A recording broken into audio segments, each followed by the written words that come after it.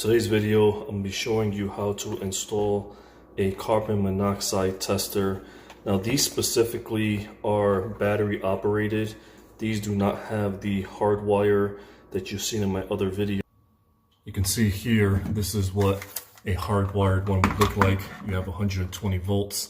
This would tie into that and then plug into the back of this smoke detector. Whereas on the back of these, you simply just attach the base to the wall, and then you would basically just tie it in and connect it. The only thing that allows it for power is going to be either a 9-volt battery, or we have here 2 AA's.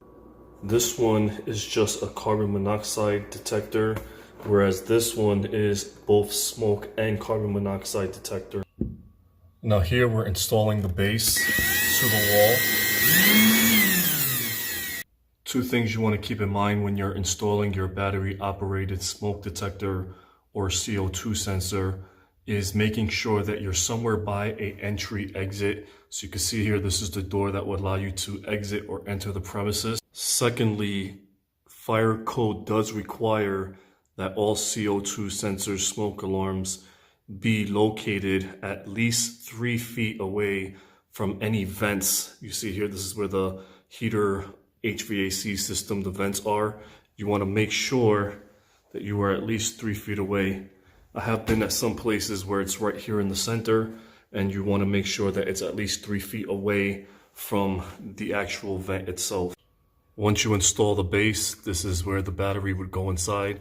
Depending on your make and model, you always want to test it to make sure it's properly working.